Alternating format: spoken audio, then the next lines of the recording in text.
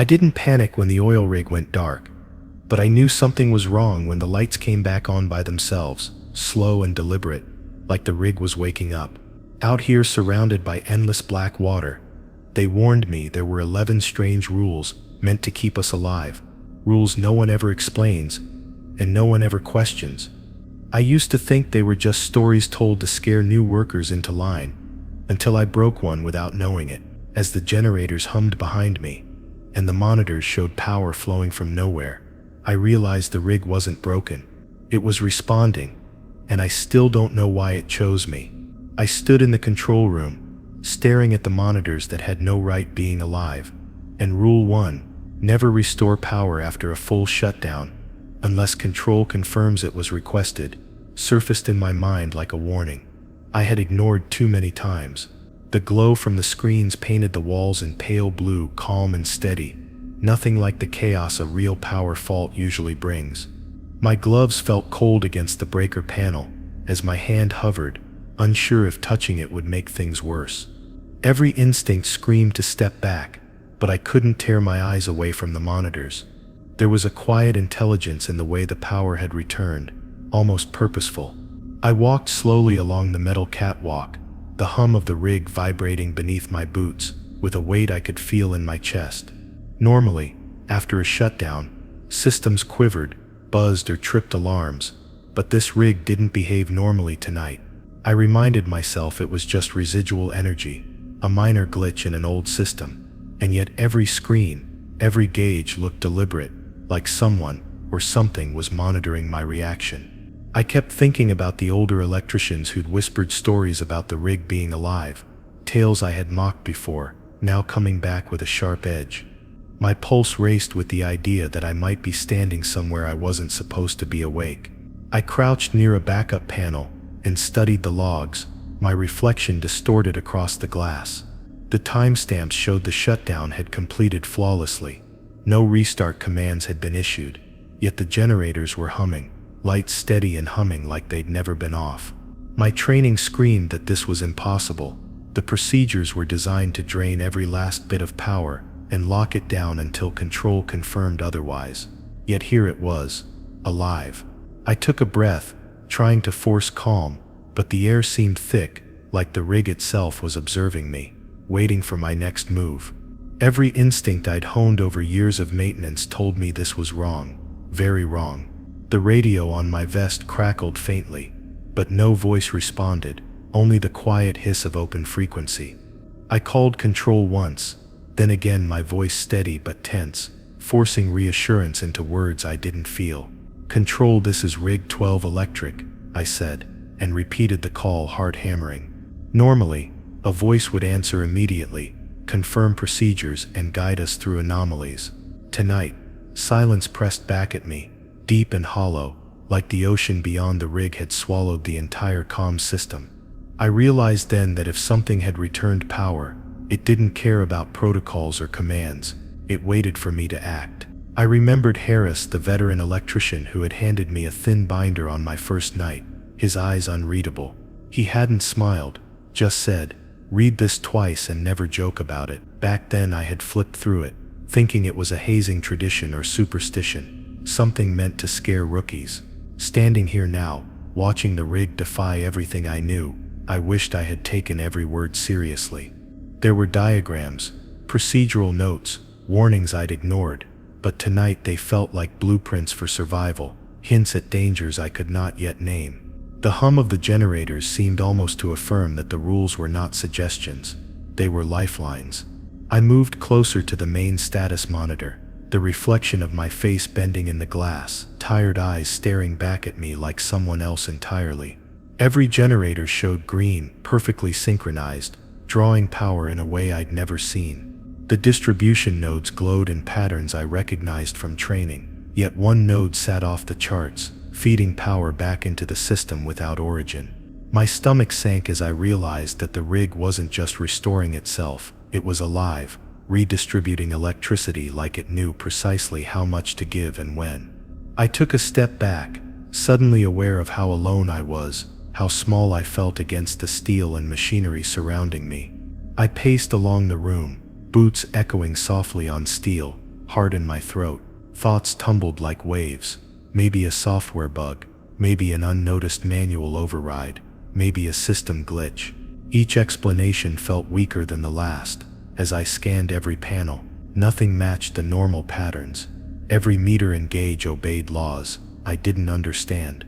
I reminded myself again of Rule 1, that I shouldn't attempt any restarts or interventions without control. My mind screamed that ignoring it had consequences, though I had no idea what form they might take. The rig's quiet power was almost taunting me, a challenge I wasn't ready to meet. I crouched by the emergency shutdown panel, hands hovering, debating whether to flip the main breaker and force a true reset. I could see my reflection in the polished metal, my nervous eyes wide, imagining the consequences. Harris's voice came back to me, low and serious. Some things don't need fixing, only obeying. I hadn't understood that then. Now I did.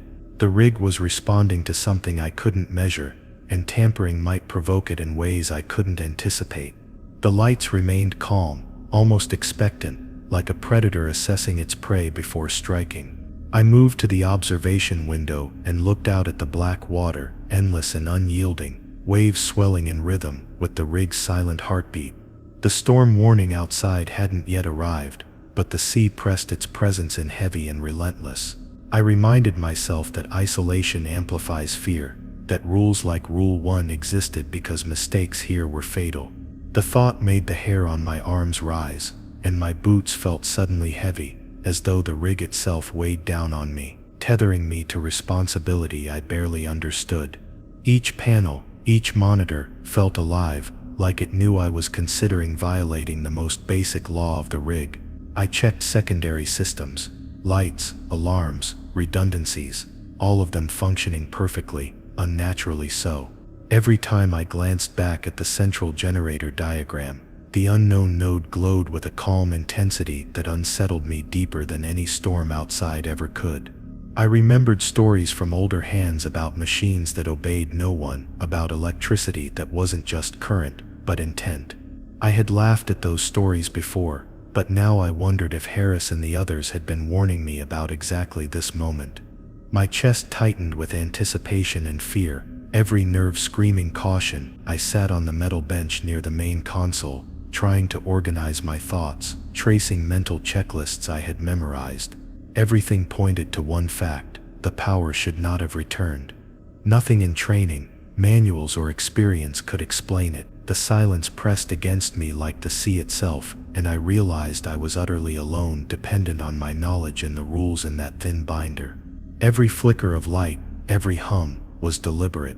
My own heartbeat seemed loud, echoing in my helmet, reminding me of my vulnerability. I was faced with obeying Rule 1 in a way that tested every instinct I had. The minutes stretched, each one heavier than the last. I resisted the urge to touch the breaker again, to force the rig into a state I understood. The calm hum seemed patient, waiting, aware. I imagined Harris watching me from shadows of the past, silently urging compliance, his words a thin lifeline across time. My hands trembled slightly, and I swallowed hard, knowing any misstep could be catastrophic. Every second in that room was a battle between understanding and obedience, knowledge and fear. The rig had restored itself. My challenge was simply surviving long enough to comprehend what that meant. Finally, I turned slowly toward the door, knowing leaving the control room was as much a decision of survival as obeying the rule. The monitors glowed quietly behind me, steady, deliberate, as if satisfied I had seen and understood the limits. I felt the pull of the unknown, a weight that pressed on my shoulders, and I realized this was only the beginning. The rig had tested me, and I had passed by restraint alone, but the awareness of Rule 1 lingered, sharp and unforgiving. I stepped toward the corridor, every sense on edge, knowing the night had just begun, and obedience was the only path through what came next. I hesitated at the threshold of the engine room, the hum of restored generators vibrating through the metal floor, and reminding me of Rule 2. Never enter the engine room alone, after midnight, without a partner on the comms. The door seemed to loom taller than usual, shadows pooling in the corners as the dim lights flickered with a rhythm almost matching my heartbeat.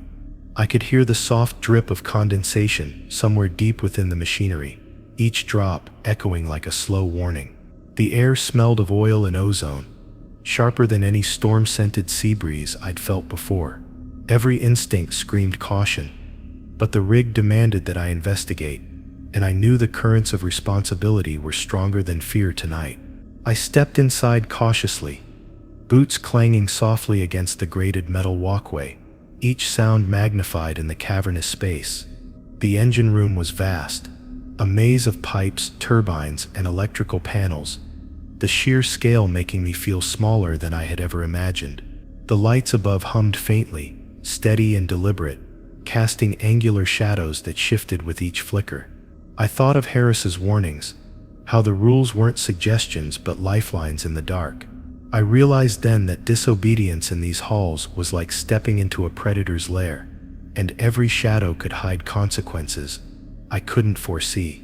The comms panel at the wall sat silent, blinking as if mocking my hesitation. I knew the rule existed for a reason, that isolation in this part of the rig could be lethal in ways mechanical failure never could be. I reached out to tap the system, my fingers brushing the cold metal, considering whether to call someone just to check in. No one answered. The rig was quiet except for the low drone of the turbines, which seemed to thrum with intent rather than random mechanics. The silence was unnerving, thick, almost tactile, like a fog pressing against my skin. I moved deeper into the room, each step revealing more turbines and cables, a forest of industry that felt alive with a kind of awareness.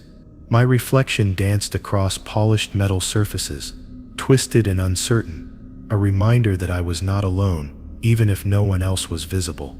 The larger turbines pulsed subtly, almost in rhythm with the heartbeat I could feel in my chest. I whispered under my breath, telling myself I was overreacting, but the memory of the rig, restoring power without command, still hung heavily in my mind. Every meter, gauge, and pipe seemed to watch me, to test whether I would follow the rules or challenge them. The deeper I went, the more the room's temperature shifted, cool and damp near the walls, warmer near the turbines, creating invisible currents that tugged at my uniform. I thought about what could happen if I ignored the rule and ventured further without a partner. Electrical surges, mechanical accidents, or worse, something the rig itself seemed capable of orchestrating, could occur. I paused, hand hovering over a valve I didn't recognize, considering whether to obey or act. The knowledge of Rule 2 was a constant hum in my mind, an echo that grew louder with every step. I approached a section of the engine room where maintenance lights were sparse, shadows clustering around every corner. The turbines loomed like silent sentinels, their blades stationary yet full of potential, capable of movement that could crush or cut in an instant. I tried to focus on the technical readouts, the numbers that reassured me under normal circumstances, but they seemed almost wrong tonight, too perfect, too steady. The rig had shown me its ability to restore power on its own. I now had to respect that capability without testing it further. The rule existed for survival, and I had no margin for error. A low vibration traveled up through the floor, subtle at first, then gradually more pronounced, like the rig itself was exhaling. My helmet fogged slightly as I drew breath, the condensation clinging and dripping onto the metal. I thought about what might have happened if I'd gone in alone during previous shifts, about the stories I'd ignored, the warnings that seemed silly until now. Every corner I turned seemed identical, making it impossible to know if I had looped back or continued forward. The rig's geometry became an abstract puzzle, and I knew a single mistake could trap me in ways no one would notice until too late. I remembered the small maintenance hatch near the back, where Harris had told me to always check for pressure releases before venturing in. That hatch had been a joke to me then, a tedious extra precaution, but tonight it represented a lifeline. I crouched to inspect it, noting the valves and gauges that could indicate any sudden shift in pressure. One flicker of a turbine, one unexpected reading, and the rule would save me from making a fatal misstep. I realized then that Rule 2 wasn't about fear. It was about understanding how much the rig could manipulate situations without anyone's awareness. I moved slowly toward the central corridor, each step measured, each breath calculated, thinking about how isolation in this chamber could be deadly in ways unseen. The turbines were silent, but I could hear subtle vibrations in the piping, almost like a warning hum beneath the noise of machinery. Shadows clung to every wall, thick and heavy, stretching further than the light should allow. I found myself whispering to imaginary companions, voices I longed to hear on the comms panel, but which remained silent. The rig seemed to know my thoughts, responding with small fluctuations in lights and hums, as though testing my restraint and focus. I glanced at a small digital display, showing turbine RPMs, everything normal, yet somehow wrong, too uniform, too obedient.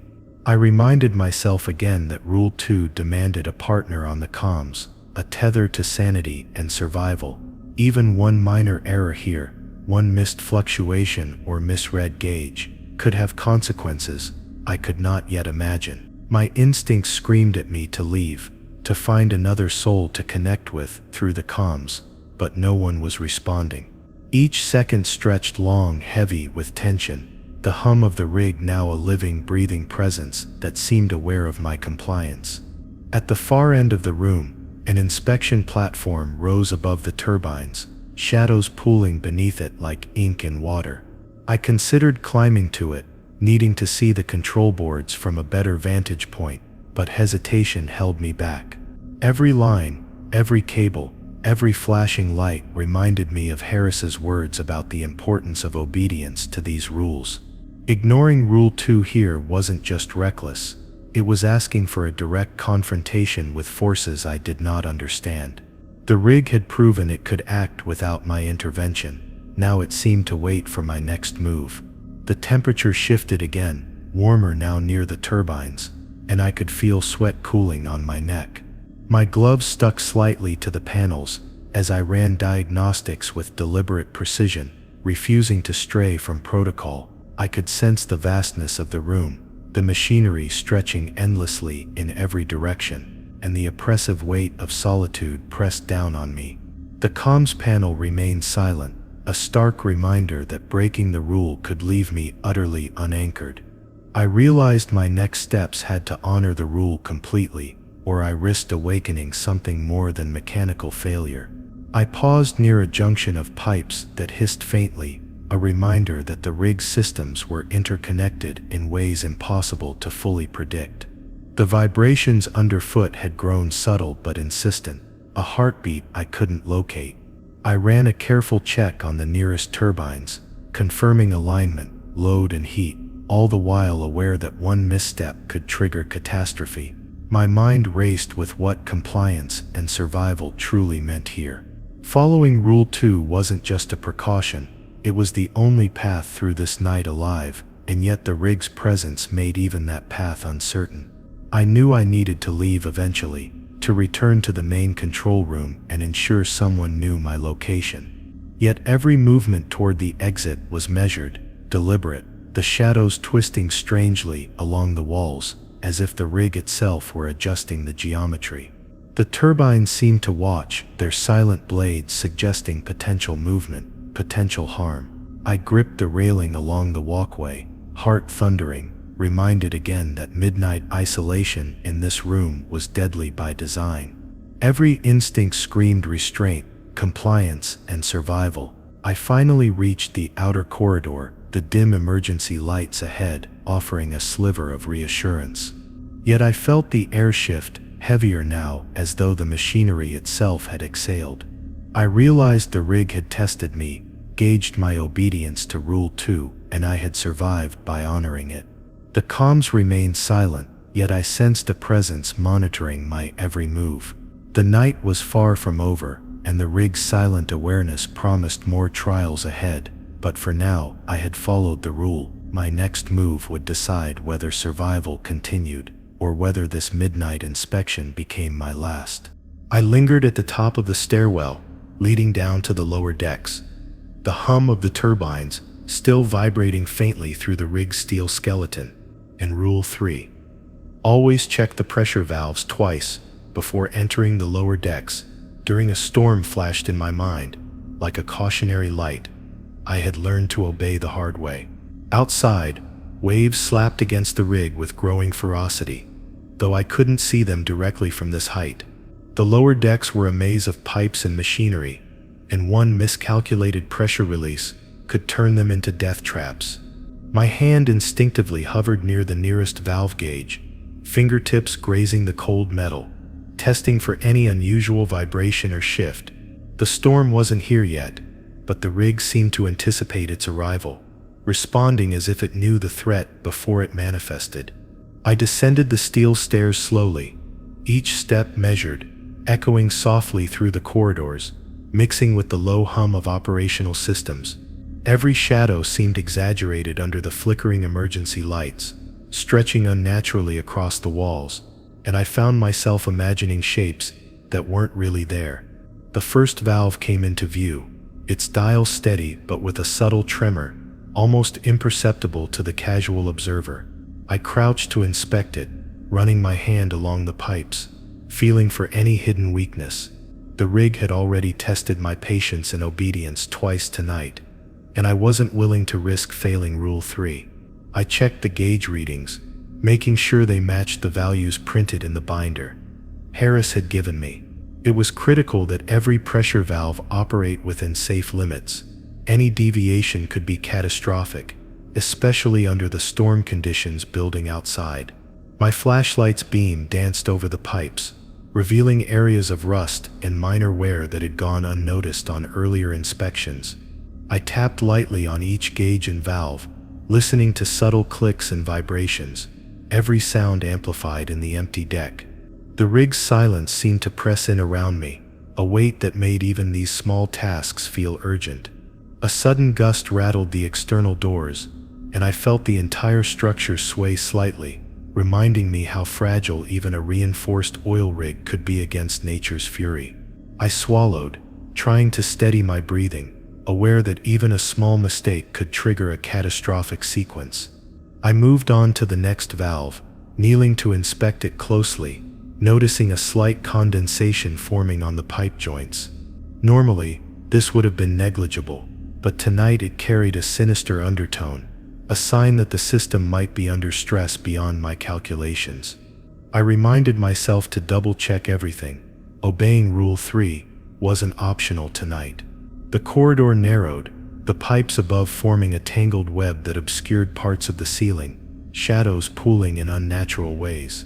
I could hear the faint hiss of compressed air escaping somewhere deep in the rig, though no alerts had tripped.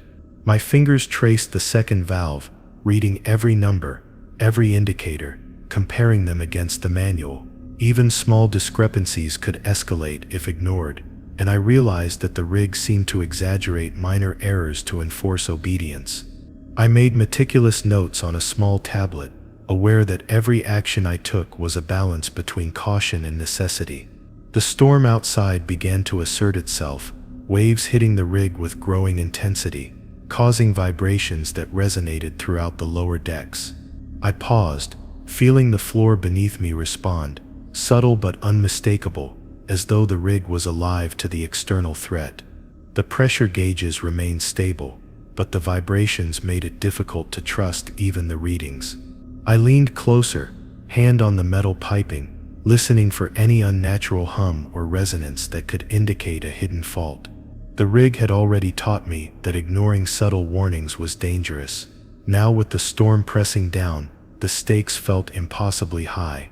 I glanced down a side corridor, where maintenance lights cast long streaks across the metal grating. Shadows seemed to shift unnaturally, the rig's geometry betraying itself in ways I hadn't noticed before.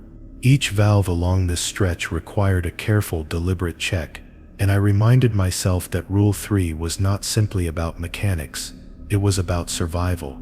A single misstep could set off a chain reaction, rupturing pipes, flooding compartments, or worse, triggering machinery in ways I couldn't anticipate. My training felt inadequate against the storm's power, and yet the rule guided every movement. The air grew warmer as I approached the engine junctions, carrying the scent of oil and heated metal. I crouched again to inspect valves. I had passed moments ago, verifying each one for consistency. Each check took longer than it should, but I forced myself to be meticulous. One lapse could undo hours of preparation and vigilance. I felt the rig respond subtly, the vibration patterns of the turbines adjusting, almost as if aware of my inspection. The more thorough I was, the more I felt a strange sense of being watched, a reminder that Rule 3 was as much about respect as it was about procedure. A low rumble ran through the structure, not enough to trigger alarms, but enough to make my hair stand on end. I paused, hands on my knees, listening intently, heart pounding. The storm was beginning to batter the outer structure with increasing force, waves pounding relentlessly against the rig's supports. Even as I checked valves and recorded readings, the sense of isolation and danger intensified, the lower decks becoming a labyrinth of steel and shadow. My fingers hovered near the last valve, knowing that my next actions would determine whether I continued unharmed. I crouched in front of the final gauge, carefully examining the dial and verifying against previous readings. My flashlight beam trembled slightly as the rig shook from the external storm, and I realized that any sudden movement could obscure subtle changes in pressure. I double-checked the gauge's calibration, then the surrounding valves, then the piping alignment, ensuring nothing was out of place. The rig's subtle vibrations suggested it was testing my diligence, measuring my adherence to Rule 3, and I felt an almost palpable weight pressing down, warning me of consequences for negligence. Moving toward the stairwell back to the upper decks, I paused to listen for any irregular hissing or vibrations.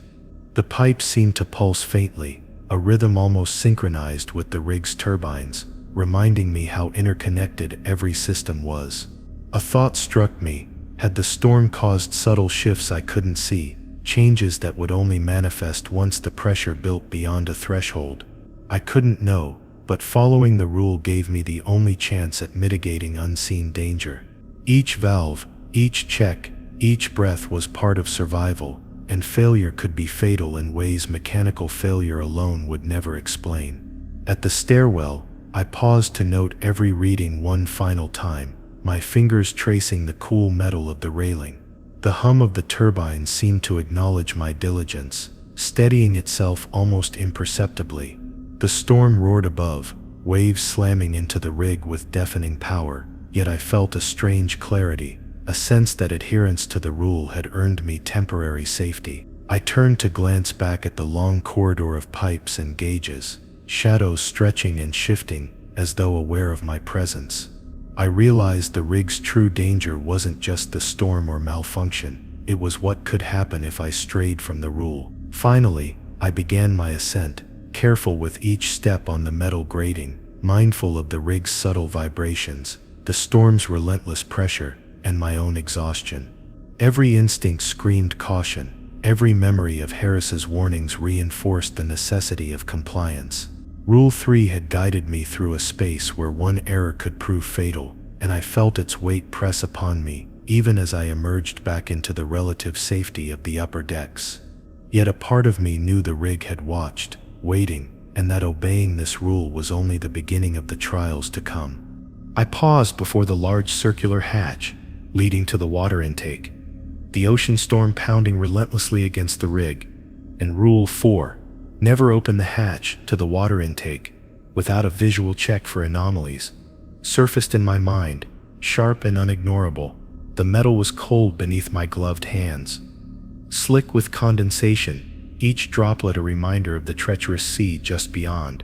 I could hear the low vibrations of the turbines resonating through the floor, almost as if the rig itself was warning me to proceed cautiously. My flashlight beam danced across the hatch's surface, picking up shadows that seemed to writhe subtly as if alive. Every instinct screamed to obey the rule, yet curiosity pressed me forward, testing my restraint. I crouched low to examine the bolts and the small observation port embedded in the hatch, checking for pressure shifts, discoloration, or any subtle irregularity that might indicate a problem. The storm outside rattled the structure with increasing force, and I imagined how quickly a neglected anomaly could escalate. The rig's hum seemed to thrum in tandem with my heartbeat, each vibration amplifying the tension. I considered what might lurk beneath the water intake, and the thought made the hair on my neck rise. Rule 4 wasn't just a precaution, it was a lifeline, a guideline to prevent the rig's systems from becoming a trap. As I scanned the observation port, I noticed an unusual shimmer in the water just beyond, faint but undeniable. It wasn't foam or reflection. Something moved against the current, too deliberate to be random debris. My pulse quickened, and I took a small step back, hands pressed against the hatch to steady myself. The turbines continued their deep, patient hum, almost as if they were aware of my observation. I reminded myself that opening the hatch without inspection could be catastrophic, letting in water, or worse, allowing something from the depths into the rig's interior. I crouched to inspect the securing bolts, running my gloved fingers along each, feeling for any irregularities or looseness. The metal was firm, unyielding, yet the shadows in the observation port shifted subtly with the storm's rhythm. The vibration of the rig beneath me increased, not violently, but in a pattern that suggested attention, almost sentience. I couldn't shake the feeling that someone, or something, was watching me from below, testing whether I would follow Rule 4. My flashlight trembled slightly in my hand, the reflection of water and shadows making the hatch seem alive. The storm's wind battered the outer walls, creating small tremors that traveled through the rig's structure. I stepped back from the hatch, evaluating the intake's metal framework for signs of corrosion, stress, or unusual wear. Every gauge on the nearby panel read normal, yet my instincts told me something had changed. The turbine's hum seemed to synchronize with the storm outside, an eerie rhythm that made the steel around me feel almost fluid. Following Rule 4 now felt like a test of patience as much as caution, knowing that rushing could unleash consequences I could not predict. I crouched once more to peer through the observation port, my breath fogging the glass slightly. The water swirled with a strange motion, unlike normal ocean currents, slow and almost hypnotic. I could see a shadow passing briefly, too fluid to identify, then gone as if it had never existed. I felt a cold shiver run down my spine, and my fingers tightened around the hatch edge. The rig's vibrations shifted again, subtle, almost communicating disapproval or warning. Each second spent waiting felt eternal, every instinct screaming that opening the hatch without proper observation would be catastrophic. I inspected the locking mechanism carefully, running my hand along the metal levers and checking for any signs of mechanical tampering. Everything appeared in perfect order, yet the strange movement in the water below nagged at my mind. The storm's roar outside contrasted sharply with the controlled hum of the turbines, a dichotomy that made the rig feel alive in a way I hadn't experienced before. I reminded myself again of Rule 4, knowing it existed not for convenience, but because breaking it could allow unforeseen disaster. Every precaution, every observation, felt vital in preserving both the machinery and my life. I crouched to take a final reading from the intake pressure gauge, ensuring that the water flow and system balance were within safe limits. The needle trembled slightly, but remained in the normal range. I traced my flashlight across the hatch again, noting every shadow, every shimmer in the water. The rig's subtle vibration beneath my boots continued, almost as if encouraging adherence to the rule. The storm outside had grown louder, the walls creaking under the wind and waves, reminding me of the isolation and exposure inherent in the rig's design. Following Rule 4 now wasn't just about the hatch, it was about surviving the night intact. I took a deep breath and checked the observation port one last time before preparing to move on. The water shimmered unnaturally, a slow, deliberate ripple that seemed almost aware of my gaze. The shadows shifted subtly, teasing shapes that could have been objects or creatures lurking beneath the surface. I reminded myself that the rule existed for a reason: to prevent contact with the unknown, to preserve life and equipment alike. Every precaution I took was a negotiation with forces I could not fully understand, and the hatch stood as the threshold between compliance and catastrophe. Finally, I stepped back, taking a moment to steady my nerves and muscles. The turbine's hum beneath me persisted, steady, patient, and somehow approving.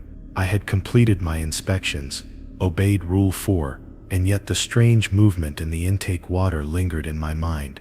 Something watched beneath that surface, aware and deliberate. I realized the rig had observed my adherence, gauged my obedience, and now waited for the next decision I would make. The storm raged outside, the shadows shifted inside, and the hatch remained closed, holding its secrets tightly as I prepared to move to the next part of the rig. I stood at the entrance to the maintenance tunnels, the storm outside rattling the rig's outer walls, and the hum of turbines reverberating beneath my boots. In Rule 5, never descend into the flooded maintenance tunnels without a tether and an oxygen backup, reminded me sharply of past mistakes I could never afford to repeat. The metal ladder glistened with condensation, slick under my gloves, and a faint drip echoed somewhere deep below, like a countdown. Shadows pooled unnaturally across the tunnel walls, moving almost imperceptibly with each sway of the rig. The knowledge that one misstep could trap me underwater or cut off my air supply tightened my chest with urgency, making hesitation feel like survival itself. I secured my tether to the fixed rail above the ladder, testing its strength with a gentle pull. The maintenance tunnels were a labyrinth beneath the rig, a place where water could rise quickly and currents could shift unpredictably. I could feel the storm's pressure translating through the rig, a subtle vibration that whispered warnings I couldn't ignore. Even with my oxygen backup ready, I understood the risks.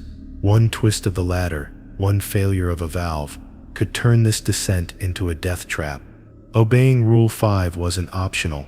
It was the difference between life and a cold, dark end beneath steel and water. The ladder descended into partial darkness, each rung illuminated only by my flashlight, the beam cutting through the damp, misty air. I noticed a subtle murkiness in the water pooling below the first landing, shifting slightly, as if disturbed by something unseen. The rig's hum vibrated through the metal, resonating with each drop of water that fell from the ceiling above. I reminded myself that the tunnels were not just mechanical pathways, they were conduits of potential danger, and every precaution mattered. One slip could send me plunging into deep, cold water, unable to fight currents or locate the ladder in time. I clipped my oxygen line securely and tested the flow, feeling the familiar hiss as it filled my mask, a small comfort against the oppressive darkness. I adjusted the flashlight, scanning the immediate area for debris or obstructions, and noted the irregular reflections off the water's surface. The shadows moved subtly, and I could almost swear the water's ripples weren't random, but deliberate, like something beneath it stirred with intent. I took a slow breath, forcing calm, knowing that the rig's intelligence, or whatever unseen force it harbored, had already judged my readiness to descend. Step by step, I lowered myself further, feeling the cold bite of moisture as it clung to my uniform. The tunnel walls narrowed, steel beams stretching overhead like ribs, containing both machinery and water alike.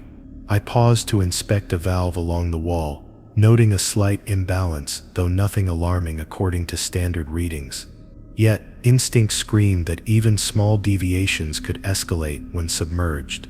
The tether was taut, a lifeline to the upper decks, and I adjusted it carefully, knowing Rule 5 existed because accidents here could claim lives almost instantly. The faint dripping of water echoed through the tunnel, each drop magnified in the stillness, sounding louder than it should. I crouched to examine the path ahead, flashlight revealing both water depth and twisted piping that could ensnare a descending worker.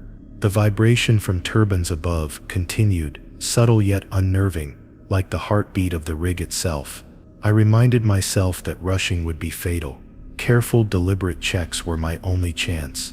The tunnel's darkness seemed alive, shifting with every flash of my light, a silent threat I had to respect. I paused mid-descent to check oxygen flow and tether integrity again, each precaution now feeling like the scaffolding of survival. The water's surface reflected distorted light, patterns that seemed too regular, too deliberate for mere reflection. I couldn't shake the impression that something moved beneath it, slow and patient, waiting for a moment of weakness. Following Rule 5 wasn't just protocol, it was a shield, a way to navigate the rig's labyrinth without becoming part of its unforgiving environment. Every valve, every pipe, every shadow was a potential hazard I had to acknowledge before moving further. Halfway down, I felt the tunnel narrow even more, water now rising around my boots, creeping steadily higher with every inch. My fingers traced the steel rails, testing for stability, and my flashlight illuminated occasional debris, small bits of rust and sediment drifting lazily. The vibrations of the rig beneath me intensified subtly, as if warning me to remain vigilant. I whispered to myself, forcing calm, knowing that panic would be far more dangerous than the water or the machinery. Rule 5 was clear: no descent alone without tether and oxygen backup. I had both, and yet the sense of unease grew heavier with each step. The water deepened to mid-calf, then knee-level, obscuring the tunnel floor. I adjusted my balance, moving carefully to avoid unseen obstacles hidden beneath the dark, murky water. Each reflection, each ripple, seemed to move in a way that mimicked a conscious pattern. I tried to reason it away as a trick of the light and vibration, yet my instincts screamed caution. The storm outside battered the rig, waves shaking the structure intermittently, and I felt the tremors travel through the steel and into my bones. The tether and oxygen line were my only assurances against being swept away or trapped in total darkness. I stopped briefly at a junction where multiple tunnels converged, water swirling faintly around my boots. The reflections on the water's surface suggested movement, a dark shape too fluid and large to be ordinary debris. I crouched to inspect the valves controlling water pressure in the tunnels, ensuring everything was within safe limits. Even a small miscalculation could flood the tunnel in seconds. The rig's hum seemed to respond, vibrating subtly beneath my feet, as if reminding me that Rule 5 existed for reasons beyond my comprehension. I took a slow, deliberate breath, steeling myself for the sections yet to come. As I advanced, the water reached mid-thigh, cold and insistent, and the tunnel narrowed even further. I gripped the tether tightly, using it to guide each careful step while maintaining constant awareness of the submerged piping. The flashlight illuminated shifting shadows along the walls, patterns that seemed too intentional to be natural. I forced myself to focus solely on the mechanical hazards, counting each step, each gauge, each obstacle. My mind raced with the possible dangers that might await further down. Yet I reminded myself that Rule 5 was my only protection in this deep, isolated section of the rig. I reached a point where the tunnel dipped slightly, water rising around my waist, and I paused to check both tether and oxygen line once more. The vibrations from the rig were now almost rhythmic, like a heartbeat I could feel through the soles of my boots. My flashlight caught glimpses of shapes beneath the surface, fleeting and unnervingly deliberate. I reminded myself to follow every procedure meticulously. One lapse in concentration could mean being swept away, trapped, or worse. Every precaution I took, every careful movement, was a negotiation with unseen dangers lurking in this watery labyrinth. Finally, I stood in the deepest section of the tunnel I dared to reach tonight, water up to my chest, tunnel walls pressing close, shadows shifting with each flicker of my light. I inspected the final valve, confirming pressure and alignment, ensuring nothing was out of tolerance. The rig's subtle hum seemed to settle as I completed these checks, as if acknowledging compliance with Rule 5. Yet a strange unease lingered, a sense that the shadows beneath the water were not entirely mechanical, and that obedience alone might not guarantee safety. The storm outside battered the rig's hull, the water sloshed with purpose, and I knew the descent back would be just as dangerous as the way down. I returned to the upper decks, drenched from the flooded tunnels and shivering from the cold, and Rule 6, never override the emergency shutoff sequence without notifying control, echoed in my mind, a stern reminder that arrogance could be fatal. The rig trembled under the relentless storm, each vibration resonating through my boots and sending shivers up my spine. My gloves were slick with condensation and salt, and the thought of touching the main control panel without authority made my heart pound. The turbines hummed steadily, almost impatiently, as if aware I was considering the limits of my actions. Every instinct screamed caution, reminding me that the emergency systems weren't just machinery. They were lifelines enforced by strict protocol. I approached the control console slowly, eyes scanning the emergency shutoff panel, noting the sequence lights and the blinking alerts from the turbines below. The storm's roar outside pressed against the rig with increasing intensity, but inside, a tense silence seemed to grow heavier with each passing second. I imagined what could happen if I ignored Rule 6. Flooded compartments, electrical surges, or worse, triggering an irreversible chain reaction. The rig's hum seemed almost sentient, waiting for me to act recklessly. I pressed my gloved hand against the cool metal, resisting the urge to override anything without proper authorization. The lights on the panel flickered slightly, a subtle warning, or perhaps a trick of fatigue, and I reminded myself of the stories Harris had told about past accidents. One operator had ignored this very rule decades ago, and the consequences were still whispered about among the veterans. My fingers hovered over the override lever, fighting the urge to stabilize minor fluctuations myself. I reminded myself that Rule 6 wasn't bureaucracy, it was survival. The rig had already proven it could act beyond my understanding. One misstep could make the emergency systems my own undoing. I studied the readouts carefully, noting power surges and pressure levels across the rig. Even a small deviation could trigger alarms and emergency protocols automatically, yet I could feel the subtle pull of impatience creeping into my thoughts. The turbine's hum seemed sharper, almost impatient, vibrating in a way that felt like admonishment. I checked the comms panel, hoping to reach control, but static and brief interruptions greeted me instead.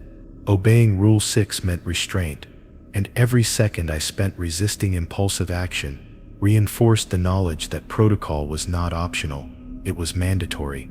I moved closer to the sequence panel, crouching to read every indicator and alarm light, tracing wiring diagrams printed in my memory. The rig's vibrations shifted subtly beneath my boots, almost as if testing my adherence to the rule. I thought about what might happen if I ignored it, and the mental images were enough to make my stomach churn. Flooding electrical fires, trapped personnel. The thought of overriding the sequence without control's knowledge became unbearable. I realized that even a minor adjustment could provoke catastrophic consequences in systems I barely understood. The storm outside intensified, waves slamming against the rig with deafening force, rattling windows and doors in a rhythm that mimicked my own rising panic. I double-checked the panel, the emergency sequence clearly marked, unambiguous in purpose and procedure. My training had drilled into me that these sequences were designed to prevent disaster, not allow improvisation. I could feel the subtle shifts in turbine pitch beneath my feet, almost like the rig itself was monitoring my compliance with Rule 6. Any thought of circumventing the protocol was a dangerous flirtation with fate. I crouched lower to inspect the panel, noticing faint condensation collecting near the edges, making some of the indicator lights shimmer. The metal hummed beneath my gloves, transmitting vibrations that carried an almost physical warning. I imagined what would happen if the emergency system failed, how quickly the rig could descend into chaos. My breath came slow and deliberate, counting each second, ensuring every instinct focused on restraint. Rule 6 was a shield, not an obstacle, a lifeline that demanded respect above my confidence or desire to fix things manually. I glanced at the turbine's readouts, noting that all systems were nominal yet hypersensitive. Every gauge valve and warning light seemed alive, responding to environmental changes beyond my control. I realized that overriding the shutoff sequence would bypass layers of safeguards, exposing every compartment to unpredictable hazards. I reminded myself that control's confirmation wasn't bureaucracy, it was survival. I felt the weight of responsibility settle heavy in my chest, each vibration underfoot echoing like a heartbeat, reminding me to obey. The wind outside howled, rattling structural panels, and I could feel subtle shifts in rig alignment as the storm battered it relentlessly. I checked each connection, each circuit, each indicator light, verifying that nothing was out of tolerance. The sequence lights blinked steadily, waiting for authorized confirmation before initiating or aborting any shutdown. I reflected on past shifts where minor violations of Rule 6 had almost resulted in disaster, and I realized that adherence was more than procedure. It was vigilance, discipline, and respect for forces beyond my understanding. I crouched to observe the panel from every angle, flashlight tracing labels and gauges, ensuring that every reading aligned with procedural standards. The turbines continued their steady, omnipresent hum, the vibrations subtle yet insistent, reminding me of the rig's ever-present awareness. My gloves were slick, the storm pressing through the structure, the weight of isolation amplifying every thought. I reminded myself that breaking the rule could trigger cascading failures, flooding, or worse, something deeper that the rig itself seemed capable of orchestrating. Finally, I backed away from the emergency panel, hands brushing against the cool metal as I exhaled slowly. The turbine's hum settled into a steady rhythm, the lights flickered in approval, and the storm continued its relentless assault outside. I realized the rig had gauged my obedience, measured my restraint, and approved of my compliance with Rule 6, for now. Yet a subtle unease lingered, a sense that my next decision, even a minor adjustment, could unleash forces I was not prepared to confront. The control room felt both safe and treacherous, a threshold I had to cross carefully, knowing that every future action would be measured by these unforgiving rules. The storm outside had escalated to a relentless roar, waves battering the rig with an almost sentient force. And Rule 7: never remain on the observation deck alone, when the storm reaches peak intensity slammed into my mind like a cold splash of seawater. The deck swayed subtly beneath my boots, and each vibration from the turbines below resonated up through the metal structure, echoing in my chest. Shadows stretched unnaturally across the steel, moving with the rhythm of the storm, as if the rig itself was alive and aware of my presence. I hesitated at the hatch, hand on the cold handle, knowing that solitude in this exposed location could be more dangerous than any mechanical failure. Every instinct screamed caution, reminding me that the deck was both a vantage point and a trap if approached recklessly. I stepped onto the deck slowly, boots clanging softly against the wet metal grating, the wind tearing at my uniform with unrelenting force. The storm's intensity made visibility nearly impossible, sheets of rain and spray blurring the edges of the platform. I could feel the rig's vibrations merging with the storm's power, a hypnotic rhythm that made every shadow and shape feel alive. My flashlight barely penetrated the darkness, highlighting rivets and beams slick with rain. Following Rule 7 meant moving deliberately, keeping an anchor to safety in mind, and constantly aware that a single misstep could send me plunging into the furious sea below. I crouched near the railing to inspect the deck bolts, fingers tracing metal chilled by wind and water, checking for corrosion or loosened fasteners. Each vibration from the turbines below seemed to resonate up the legs of the rig, a subtle warning that stability was never guaranteed. I glanced around, noticing the shadows of structural beams stretching and twisting in ways that defied logic under the flickering emergency lights. The storm's roar pressed against my ears, making the distance between reality and imagination blur. Obeying Rule 7 wasn't just about survival, it was about understanding the precarious balance of metal, wind, and water. A sudden gust slammed against the rig, and I had to brace myself, gripping the railing tightly to maintain balance. The observation deck felt alive in that instant, each bolt and plate resonating with unseen energy. I imagined the consequences of being alone here, without someone else to call or anchor me if the wind claimed its space. My flashlight beam caught a fleeting reflection in the distance, something moving too fluidly to be part of the rig, vanishing before I could identify it. The memory of past storms and the rule's stern warning reminded me that solitude at this height and exposure was not merely uncomfortable, it was deadly. I moved carefully along the deck, each step deliberate, testing the grip of my boots on the wet metal grating. Shadows seemed to stretch with intent, bending unnaturally in the periphery of my vision.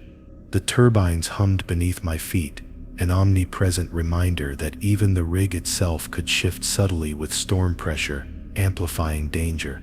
I crouched again, inspecting structural joints and anchor points, confirming the integrity of the platform. Rule 7 was a survival imperative, a guide meant to keep even the most experienced personnel from underestimating the combined forces of storm, sea, and isolation. The wind tore past me, carrying sheets of rain that stung my face and soaked my gloves, each droplet adding weight and reducing my dexterity. I kept my flashlight low, scanning every inch of the deck, noting rivets and bolts, checking joints that could fail under the storm's persistent assault. The shadows moved unnervingly, sometimes stretching toward me as if the storm itself had intentions beyond natural force. Each gust reminded me that Rule 7 was about more than observation. It was about respect for the violent environment that could claim the careless in an instant. I whispered a quiet warning to myself, bracing against the storm, every nerve alert. I crouched near the deck's midpoint, checking the integrity of support beams and handrails, flashlight sweeping across wet steel with precise arcs. The turbine's vibrations mingled with the storm's howl, creating a rhythm almost sentient in its intensity. Shadows swirled with every gust, suggesting movement where there was none, testing my focus and resolve. I reminded myself repeatedly that the rule existed because exposure alone could be fatal, a danger that didn't require mechanical failure or error. Rule 7 demanded caution, patience, and awareness of forces beyond human control. I moved slowly toward the edge, where the deck protruded slightly over the water, each step a measured balance against wind, rain, and the rig's subtle sway. I crouched to examine the bolts holding the outer railing, fingers tracing grooves and checking for loosened fasteners. Even minor neglect here could turn the deck from observation point to death trap. My mind raced with images of being swept away, of the violent sea claiming an unanchored worker instantly. The rig hummed beneath me, its vibrations syncing almost purposefully with the storm, a constant reminder that disobedience could trigger catastrophe. The storm's intensity increased further, waves smashing against the rig's legs, splashing water onto the deck and soaking the metal underfoot. I crouched again, flashlight scanning the horizon, the darkness beyond the railing, infinite and foreboding. Shadows flickered with each gust, and I could swear some shapes moved deliberately, as if observing me from the darkness. I adjusted my stance, gripping the railing with both hands, heartbeat echoing in my ears. Rule 7 existed because this was the exact moment when solitude became lethal, and my respect for the rule was the only buffer against the unforgiving environment.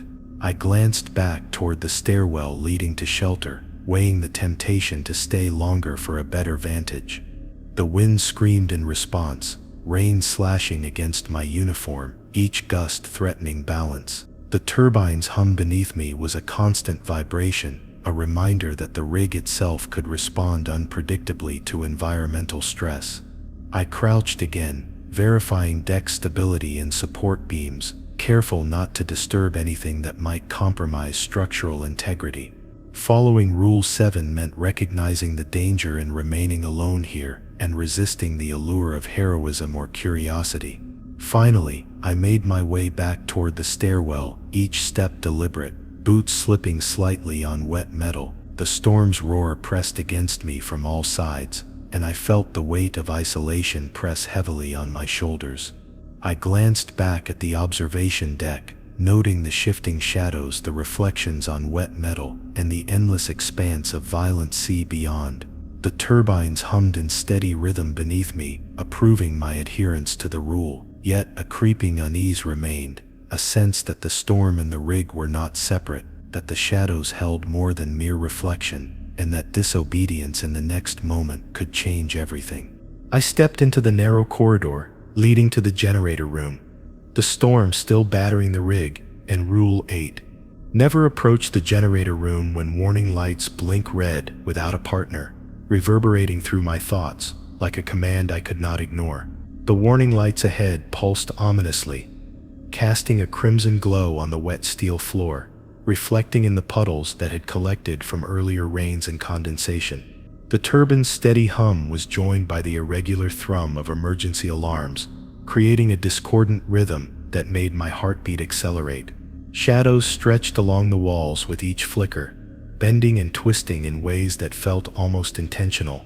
Every step I took was measured, cautious, aware that entering alone could turn the generator room into a death trap. I crouched slightly to inspect the first valve along the corridor leading to the generators, fingers brushing wet metal as I checked for stability. The storm's vibrations traveled through the rig, making even the smallest misstep dangerous.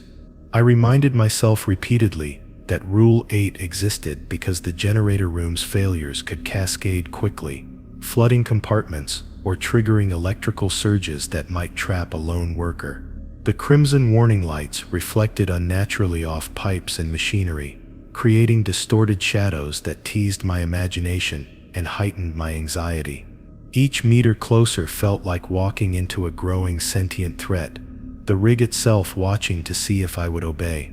The generator room doors loomed ahead, steel reinforced and slick with condensation, each bolt glinting in the flickering emergency light. I crouched near the access panel, testing for any signs of overheating or mechanical stress. Even from a distance, I could feel the heat radiating faintly, a warning that the machinery was alive in a way that demanded respect. My flashlight's beam revealed slight flickers across the pipes and walls, shadows that could have been reflections or movement. I reminded myself that the rule existed for a reason. Approaching alone when alarms flashed red was not a choice. It was an invitation to disaster. The turbines hummed below, their vibrations echoing along the steel beams, reminding me of the rig's presence in every corner. I crouched again, inspecting a nearby junction box and the wires running into the generator room, ensuring nothing was frayed or under undue stress.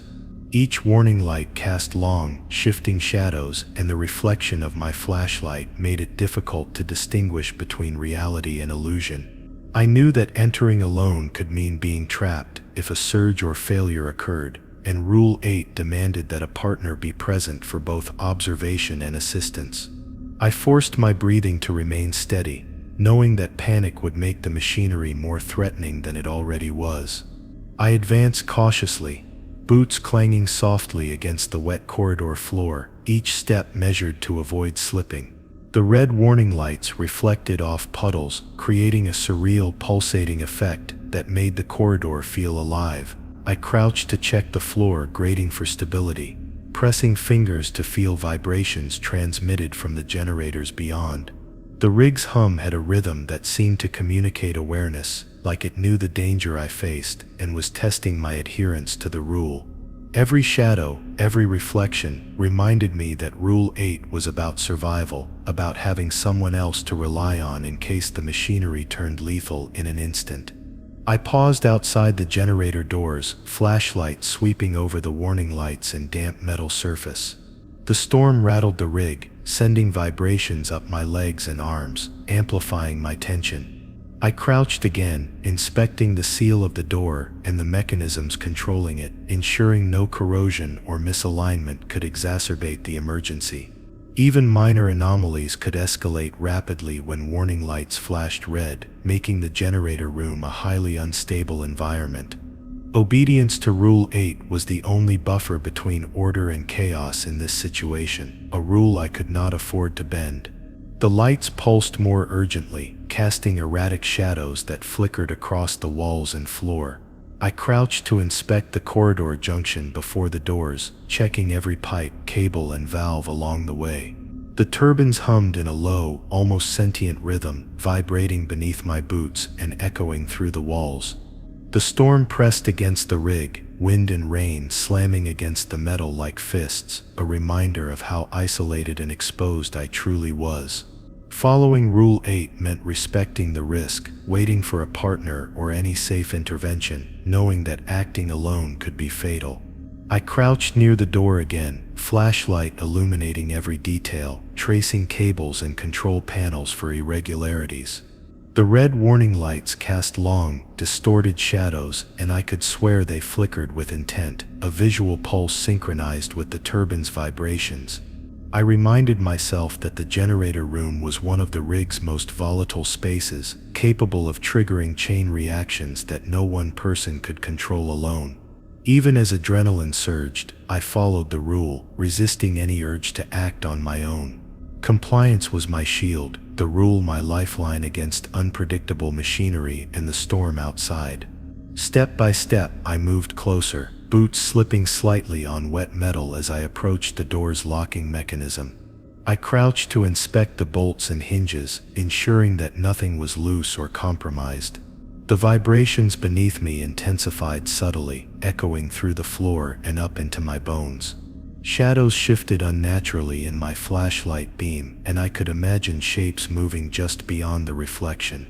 Rule 8 existed because isolation in this room could mean being trapped or electrocuted, and the rig itself seemed to measure my adherence with every flicker of warning light. Finally, I crouched just before the door, flashlight illuminating the threshold where steel met steel. The turbines hummed steadily, almost approving my careful compliance with the rule. The storm outside battered the rig relentlessly, water sloshing across the deck and down the corridors. I could feel the generator room behind the door pulsing faintly, machinery alive with potential chaos. I reminded myself that obedience to Rule 8 wasn't just protocol, it was survival. I exhaled slowly, preparing to retreat until a partner arrived, but a subtle shadow in the corner of my vision made me freeze, hinting that even adherence to the rule might not guarantee safety. I lingered near the storage tank corridor, the red warning lights from the generator room fading behind me, and Rule 9, never ignore the faint, unfamiliar hum that resonates from the deep storage tanks pressed on my mind, like a persistent warning I could not ignore. The turbines hummed in the distance, but beneath that familiar vibration, a new, irregular pulse threaded through the steel, subtle yet insistent. The storm outside had begun to wail with even greater intensity, and the deck beneath my boots trembled in rhythm with it. Shadows flickered unnaturally across the walls, lengthening and twisting with the rig's vibrations. Each step I took toward the tanks made the air feel heavier, almost oppressive, as if the hum carried weight far beyond its sound. I crouched to inspect the first storage tank, flashlight slicing through the dim corridor, tracing seams and valves for anything amiss. The hum grew slightly louder as I approached, subtle at first, almost like a low-frequency whisper beneath the machinery's omnipresent vibrations. I ran a gloved hand along the tank's surface, feeling for vibration patterns, warmth, or anything out of the ordinary. Each pulse seemed to carry a rhythm, almost intelligent in nature, teasing my imagination and nerves alike. Rule 9 was clear.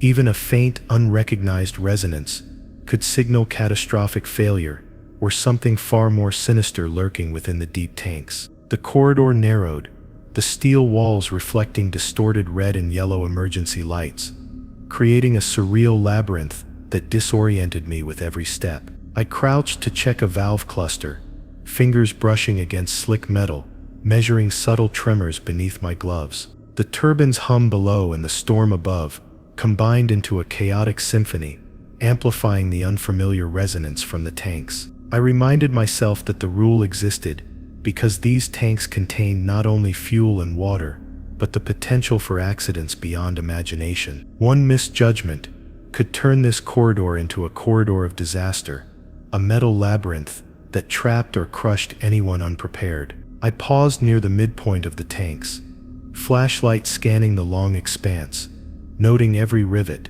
every seam, every shadow. The unfamiliar hum grew slightly, a vibration that seemed to linger and echo in ways the turbine's familiar hum did not. I crouched, tracing the surface of the nearest tank, feeling the irregular rhythm under my gloves. Shadows in my peripheral vision shifted subtly, unnervingly, and I reminded myself that ignoring this hum could be fatal. Rule 9 was not merely protocol, it was an acknowledgement that some dangers were invisible, existing in vibration, in tone, in the subtlest whispers of metal and water. I moved further down the corridor, boots clanging softly against wet metal, careful not to trip over puddles of condensation. The hum fluctuated, a low, almost melodic vibration beneath the rig's machinery, subtle yet insistent. I crouched by a maintenance access hatch, flashlight catching fleeting reflections that seemed too deliberate to be mere water or steel. The storm's intensity outside pressed against the rig, vibrating the walls in rhythm with the mysterious resonance. Every instinct screamed caution. Even approaching this hum required patience, diligence, and respect for forces I could barely perceive. I paused again, crouched low to check the integrity of the pipework connected to the storage tanks. The vibrations were stronger here, almost as if the hum resonated through the piping network itself. My flashlight beam revealed slight condensation forming around joints and seams, irregular in its pattern. I realized that the hum wasn't just sound. It was a warning, an indicator of potential instability, or perhaps something deeper, lurking in the tanks. Rule 9 had been drilled into me for years, for good reason, and ignoring it now could trigger consequences far beyond my immediate understanding. The corridor stretched ahead, dark and oppressive, with the storm outside continuing its relentless assault. I crouched to examine another tank, fingertips tracing the surface while measuring vibration, comparing it with readings from previous shifts. The hum pulsed irregularly beneath the surface, creating an eerie resonance that seemed almost aware of my movements. I forced myself to focus on procedure, knowing that panic could distort judgment and lead to disaster. Following Rule 9 meant acknowledging the invisible, the subtle, the unexplainable that could manifest into catastrophic failure. I moved carefully, flashlight beam illuminating warning placards and gauges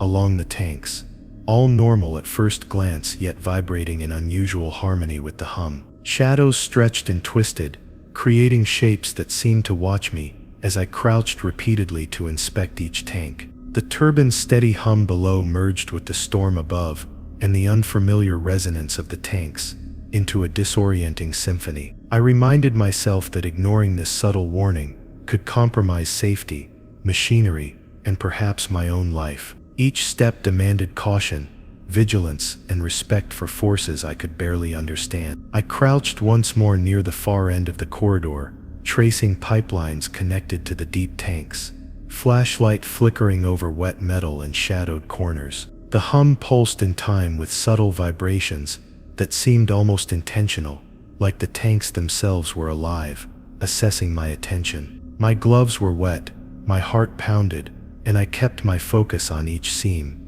valve, and gauge. Rule 9 was a safeguard against complacency, ensuring that even the faintest irregularity was noted before it became fatal. The storm's roar outside heightened every sound and movement, making the corridor feel like a living, breathing trap. I paused near a junction where multiple tanks converged, crouching to check connections and monitor vibration patterns. The hum grew slightly louder, resonating through the steel and into my boots, sending chills up my spine. Shadows flickered in every corner, and I could swear shapes moved just beyond the reach of my flashlight. The turbines hummed below, the storm lashed above, and I realized that Rule 9 was not only about vigilance, it was about respect for forces unseen, a barrier between order and catastrophe. I exhaled slowly, hands brushing the steel as I prepared to retreat, aware that one misstep could turn subtle resonance into disaster. Finally, I crouched at the end of the corridor, flashlight beam scanning the last tank, fingers running along the cold metal. The hum persisted, irregular, almost deliberate, and shadows twisted unnaturally across the walls. The turbine's vibration below pulsed in harmony with the unfamiliar resonance, creating a rhythm that made my skin crawl. I reminded myself that obeying Rule 9 was essential for survival. Ignoring it could trigger consequences too complex and dangerous to predict. The storm continued its relentless assault outside. Shadows shifted with uncanny precision, and I knew the rig's deep tanks held secrets that demanded absolute respect, patience, and caution. I returned to the control room, the storm's roar still pressing against the rig, and Rule 10, never disable the internal alarms during night shifts, no matter how routine the system seems. hit me with the weight of inevitability. The red glow of warning lights reflected across wet metal floors, and every vibration from the turbines beneath resonated in my chest. Shadows stretched along the walls, bending unnaturally with the flickering lights, as if they were aware of my presence. I hesitated near the panel, gloves slick with condensation, knowing that turning off alarms, even temporarily, could mean ignoring subtle signals of danger. Every instinct screamed caution, reminding me that these systems were lifelines, not conveniences. I crouched in front of the alarm panel, flashlight tracing every button, every indicator, every flickering light that warned of anomalies. The turbine's hum merged with the storm's ferocity outside, creating a disorienting rhythm that made my pulse spike. I considered the implications of silencing the alarms. One missed warning, one ignored flicker, could cascade into catastrophic failures across multiple systems. The shadows shifted subtly in my peripheral vision, and I reminded myself that Rule 10 was not a suggestion. It was a mandate for survival. Each second I spent hesitating reinforced the rule's importance, warning me against hubris. I crouched again to inspect the circuitry behind the alarm panel, fingers running over damp metal and connectors, checking for signs of corrosion or damage. Every vibration from the turbines below felt amplified in the storm-tossed rig, reverberating through my gloves and boots. Shadows stretched and twisted along the walls, as if moving with purpose to challenge my focus. I reminded myself that these alarms existed to signal not only mechanical failure, but anomalies too subtle for casual detection. Disabling them could blind me to threats that lurked beyond perception, and Rule 10 demanded obedience above curiosity or convenience. I moved carefully along the panel, crouching to read every gauge, noting minute fluctuations that might otherwise go unnoticed. The storm rattled the rig's structure, sending vibrations that made the steel beneath my feet feel unstable. I could feel tension building in the air, every hum, click, and flicker amplified in the oppressive environment. Shadows danced unnaturally, sometimes aligning with my flashlight beam in ways that felt deliberate. Following Rule 10 wasn't just about protocol, it was about respecting the system designed to prevent disaster, a barrier between vigilance and calamity. I crouched near the emergency override section, hands brushing cold metal, ensuring all circuits were intact, and no alarms had failed silently. The turbines hummed steadily, almost disapprovingly, while the storm's intensity pressed through the rig walls. Shadows shifted with uncanny precision, reflecting in puddles across the floor, and I imagined shapes moving just beyond the reach of my light. Ignoring Rule 10 could lead to undetected malfunctions, flooding, or electrical surges, potentially trapping me in the rig's unforgiving steel skeleton. Each precaution I took reinforced that this rule was not optional. It was a lifeline in isolation. I crouched again to check the interlock systems, tied to the alarms, fingers tracing damp wires and rusted metal, verifying that nothing was compromised. The turbines below vibrated rhythmically, synchronizing with the storm's relentless assault outside. The shadows stretched unnaturally, the red lights flickered in sync with my heartbeat, and a deep sense of unease settled in. I reminded myself that Rule 10 existed to prevent complacency, ensuring that even during routine night shifts, I remained vigilant against hidden threats. Every step, every inspection, every breath was a negotiation with forces both mechanical and unknown. I advanced slowly, crouching near the back panels where older alarms were housed, checking every wire, connector, and indicator light. The storm roared outside, waves slamming against the rig's legs, water sloshing across the floors and corridors. Shadows shifted with each flicker, and I could almost swear that shapes lingered just beyond my flashlight beam, observing. Disabling alarms, even for a moment, could render these subtle indicators meaningless, and Rule 10 reminded me that vigilance was constant, and complacency could be deadly. My pulse raced with the knowledge that the rig and storm were testing my discipline. I crouched low near the main panel, flashlight tracing the contours of warning lights, noting every flicker, every irregular pulse. The turbines hummed below, echoing through the rig's steel bones in tandem with the storm's assault. Shadows stretched and twisted unnaturally across the walls and floors, responding to every movement I made. Ignoring Rule 10 would mean ignoring the rig's very heartbeat, the subtle signals that warned of danger before it became catastrophic. Every precaution was vital, every step deliberate, and my awareness stretched to the edge of exhaustion. I crouched near the communication console, fingers brushing damp metal, as I ensured alarms were fully operational and not bypassed. The storm pressed relentlessly against the rig, sending vibrations through walls, floors, and decks, amplifying every subtle anomaly. The turbine's hum mingled with the storm, a low, persistent rhythm that made shadows dance unnaturally along the walls. I reminded myself that Rule 10 was about more than machinery. It was a shield against disaster, a safeguard in isolation, where a single misstep could lead to cascading failures. Every measure of vigilance reinforced my respect for the rule. Finally, I crouched before the main alarm panel, flashlight beam tracing every indicator and warning light, noting slight flickers that could indicate subtle malfunctions. The turbines hummed below in harmony with the storm's relentless rhythm, sending vibrations that traveled through every rivet, pipe, and beam. Shadows stretched unnaturally, seemingly alive in their flickering, and I realized that disobeying Rule 10 was unthinkable. Compliance was survival, attentiveness my only safeguard against mechanical and unknown threats. I exhaled slowly, aware that the storm, the rig, and even the shadows themselves were watching, waiting for the slightest lapse in vigilance, reminding me that one moment of negligence could be fatal. The storm had not eased, and the rig shuddered with a deep, unnatural resonance that made every step feel precarious, reminding me that Rule 11, never ignore the vibrations that come from beneath the rig's deepest support beams, was the culmination of every caution I had followed so far. The turbines hummed steadily, but beneath that familiar vibration, another pulse threaded through the steel, low and deliberate, almost like the rig itself was alive. Shadows danced unnaturally across the deck, distorted by the flashing emergency lights, while rain hammered against exposed surfaces in chaotic rhythm. I crouched to steady myself, hand brushing cold metal, acutely aware that ignoring these subtle cues could trigger an irreversible disaster. Every instinct screamed that what lurked beneath was more than structural instability. It was something alive, observing, and patient. I moved carefully toward the access hatch that led to the substructural beams, flashlights slicing through the darkness and highlighting puddles that reflected distorted shadows.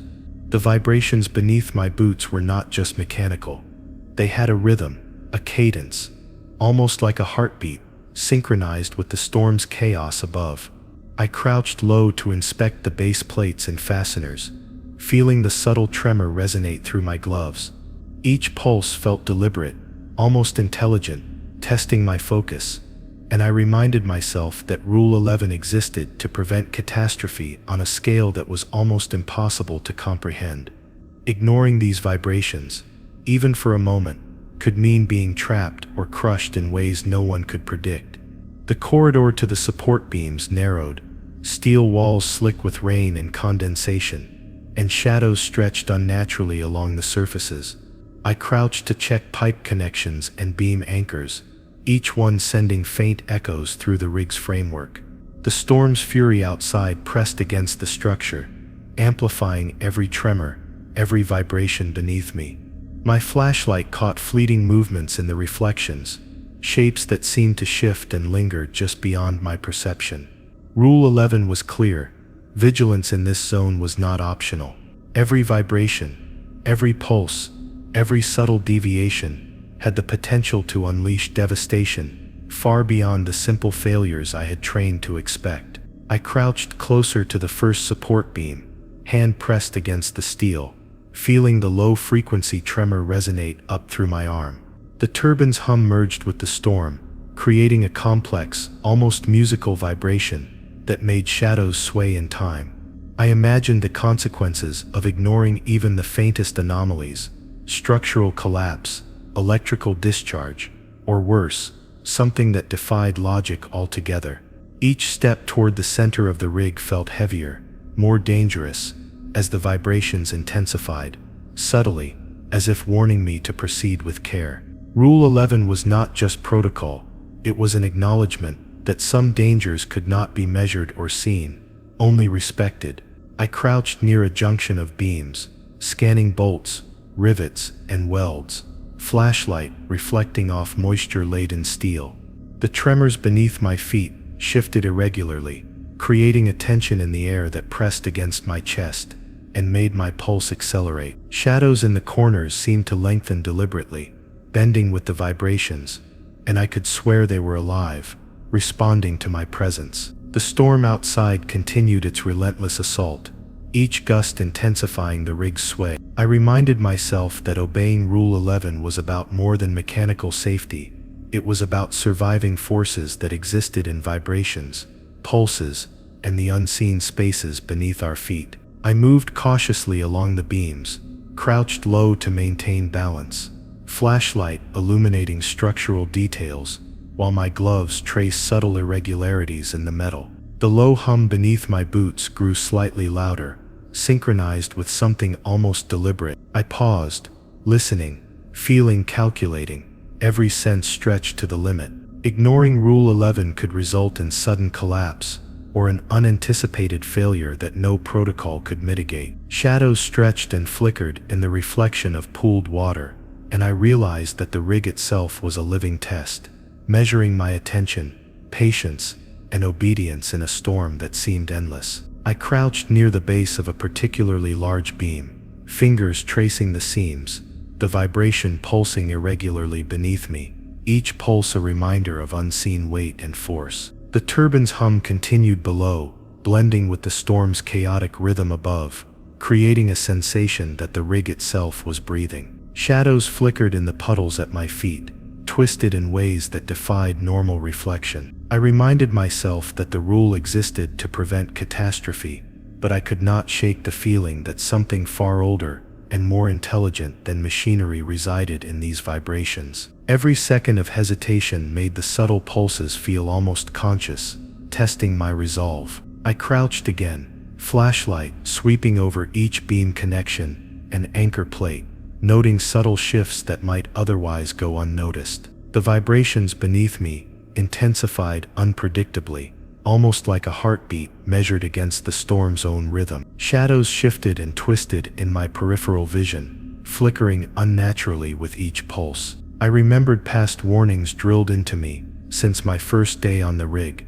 Rule 11 was the final line of defense, the acknowledgement that the rig could harbor forces beyond calculation. Every fiber of my being urged me to continue vigilance, even as the storm's fury escalated, shaking the rig and pushing against every step I took. I crouched near a crossbeam junction, hands on wet steel, feeling the vibrations pulse through my gloves and up my arms. The turbines hummed below in unison with the storm's rhythm, a resonant heartbeat that made the shadows almost animate. Every pulse seemed to communicate something, a warning, a measurement, or perhaps a test of my patience. I reminded myself that Rule 11 existed because isolation, steel, and storm could create a lethal combination beyond my comprehension. Each vibration was a message, each shadow a potential threat, and every careful step reinforced the critical need to obey. Finally, I crouched at the rig's deepest support point, flashlight beam illuminating metal, soaked by condensation and rain, trembling under my boots. The vibrations pulsed irregularly, shadows twisted unnaturally, and the turbines hummed as if monitoring my attention. The storm outside battered the rig relentlessly, and I realized that the unseen forces beneath me were aware of my presence, waiting, watching. Obedience to Rule 11 had brought me this far, but even now, there was no certainty that following the rule alone could guarantee safety. The vibrations seemed to pulse with intent, and I knew that whatever lurked beneath these beams would not forgive a mistake, and perhaps would not allow me to leave. If you enjoyed this story, like, share, and subscribe for more.